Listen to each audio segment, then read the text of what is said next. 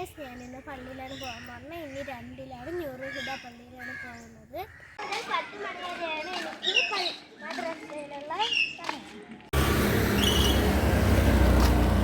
കുറച്ച് ദൂരം നടന്നാണ് പള്ളിയിലെത്താൻ. ഇതാണ് മെയിൻ റോഡ്.